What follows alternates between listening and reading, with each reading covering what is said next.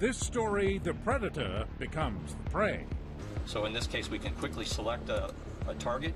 Once billed as a magic bullet, but later dubbed a train wreck, it is the costliest war machine ever, Lockheed Martin's F-35 stealth fighter. And then we can pull the trigger and launch. For years, the F-35 was called the plane that Canada had to have. But now, stealth or no, it is a tempting target, way behind schedule, way over budget, and grounded by engine problems. Its makers say that's normal, it's a new plane, still being tested, but its competitors smell blood. The God's eye view, it's the battle management perspective. God's eye view. Let's call it the battle management perspective. It's what we want to see is the whole battle. We are checking out the flight simulators at the home of the F-35's biggest rival, Boeing in St. Louis. The battle, of course, is for giant defense contracts, and whatever you say about the F-35, Boeing has an answer. The F-35 has this helmet-mounted display with ultimate whiz-bang technology. You don't have that. Is this last year's technology? Is this out of date? Absolutely not. We actually do have that helmet technology in advance. Details like high-tech helmets and targeting displays matter in a contest to rule the skies. All the younger pilots consistently walk in and see the display and immediately want to maneuver it in the same manner me that too. they did. Can I touch that? Absolutely. You can touch that. If you double touch it, a double tap, and then move it, you can actually make it, there you go, change perspective.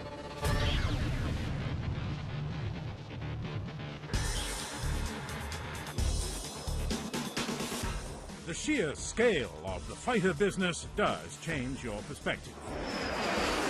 Boeing lost out on billions when the US, Canada, and other allies all picked the F-35 years ago, saying they wanted stealth and that Boeing's fighters were not stealthy enough.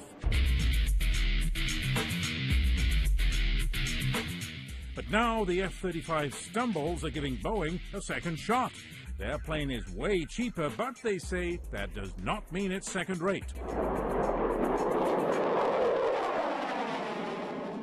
Mike Gibbons is Boeing's vice president for the Super Hornet program.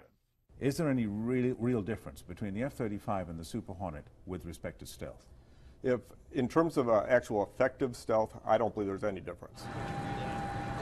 The folks at Boeing are tired of being painted as a second-best budget solution that doesn't even have the latest stealth technology. They say their plane, the Super Hornet, is just as stealthy and way cheaper. So the current actual cost to operate a Super Hornet are less than half the cost that the F-35 is projected to be once it's in operation. Well, easy to say, but you don't know that, do you? That's correct. No one knows actually how costly that jet will actually be once it's in operation. We do know how affordable the Super Hornet is currently because we have actual costs. But this debate isn't just about dollars. It's personal for Richardo Traven. He is a Canadian. He flew for Canada's Air Force and is now Boeing's chief test pilot for the Super Hornet. He calls it a proven plane with hundreds already flying on U.S. Navy carriers. Well, he calls the F-35 just a concept. We call it competing with a paper airplane. You know, when you have a real airplane with one behind you and you compete against a paper airplane, it's like on the table you're competing against a shiny brochure of promises versus the real thing. That shiny brochure, Traven says, doesn't tell the whole story. F-35 has stealth. You don't, right? No, that's not true. It's called the stealth fighter because of so many sacrifices that have been made in the design of the airplane for the purpose of stealth. It's all about survivability. Richardo Traven says pilots want an agile aircraft with big wings and flaps to give them control, but stealth gives them the opposite. The stealth engineers don't want large flaps, they don't want large ailerons, they don't want large wings, and so everything is shrunk down on an airplane like that to be stealthy. And so the cost of stealth is not just the money, the cost is in capability and in performance. And so now the question is how small can you make this? How small can I shrink it in size so that it is invisible to a radar? Traven says bigger flaps and wings also make the Super Hornet better on icy runways up north. Ditto 2 wheels on the nose gear. And he says the 2 engines mean you still have one if a bird gets sucked into the other. It's the goose that didn't get the memo.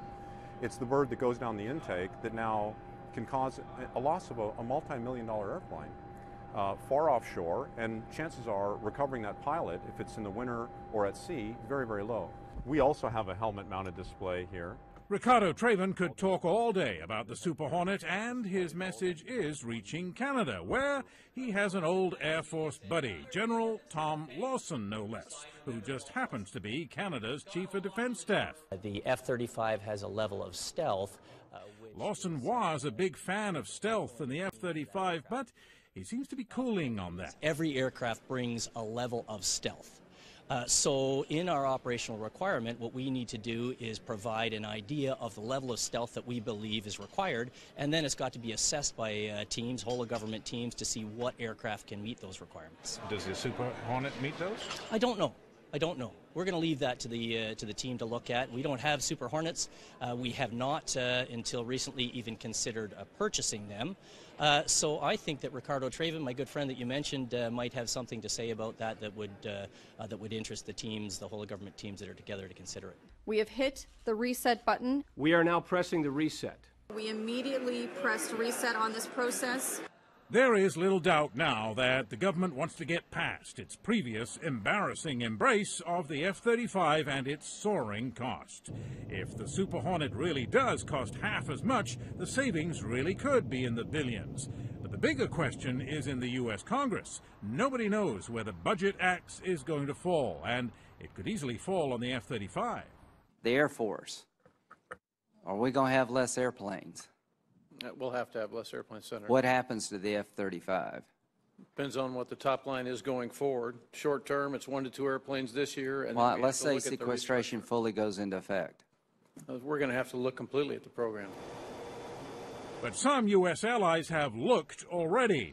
Australia still hopes to buy F-35s one day, but gave up waiting and bought dozens of Super Hornets, first as a stopgap solution, but maybe a permanent one. I think it's now become clear to all that the Super Hornets are potentially much more than simply a transition fleet. The Australians are keeping an option to buy F-35s when and if they're proven and affordable. But if that doesn't happen, Australia won't be stuck with outdated fighters, which is Canada's problem too. Mr. Speaker, we remain fully committed to ensuring that our Air Force has the planes they need to do their job when the CF-18 begins to be retired later in this decade. The contest then is definitely on. Boeing is pitching the Super Hornet as the obvious solution for Canada. We'll see if they can make the sale. Corey Malewski, CBC News, St. Louis.